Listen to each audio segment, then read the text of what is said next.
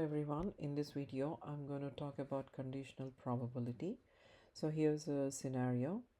You need to end up drawing a Venn diagram and then also answer what is the probability of having this particular condition happening in the scenario. So there are 67 people, so let's start a story here. There has been a survey about the choices of people liking tea and coffee. So there were total 67 people who are surveyed. We will use Venn diagram to organize this information. So the green circle represents tea and the blue circle represents coffee.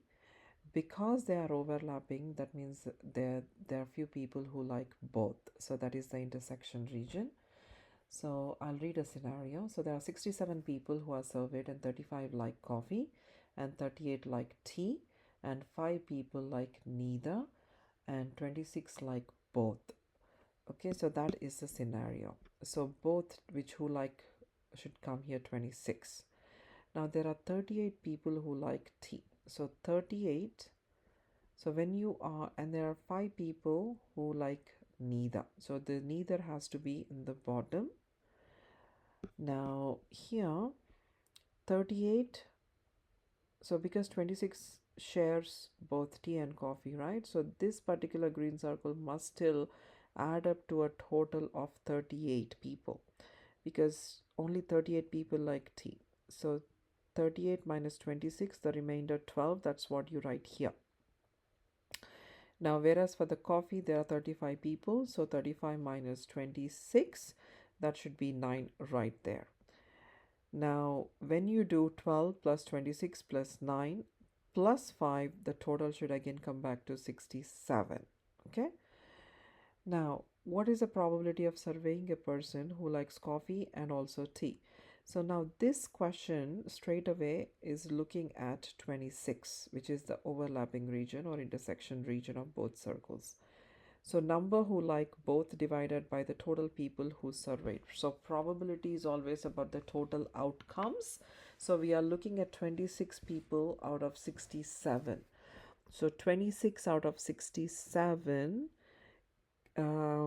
which cannot be simplified further. You end up as 0.388, but as a percentage you times it with 100. So this is 38.8%. So that's one of the understanding, right, for that particular question. But let's say there's another question. So let's say, what is the probability given that a person likes tea but they also like coffee? So given that, so they like tea, given that they also like coffee. So right now you are looking at the circle that represents the tea. So now focus on this total. So this total together is 38. So they need to like tea given that they also like coffee. So now that particular total fraction is going to be 26 out of 38. So 26 out of 38, both are even numbers. So if you have calculator, you can do that. Or you can just say 26 divided by 38, that would be 74%.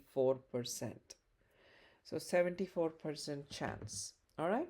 So they'll ask you different questions. So given that means you're narrowing it down to a particular group of people. Okay. So first they have to like the tea and then they have to like the coffee as well. Let's say if they have to first like coffee, given that they like both, then you would have done this blue circle. So the total would have been 35 out of 67. So that is how we use probability and the language to interpret the data. I hope this video on conditional probability has been helpful. Check out some other videos. Bye bye. Have a blessed, wonderful day.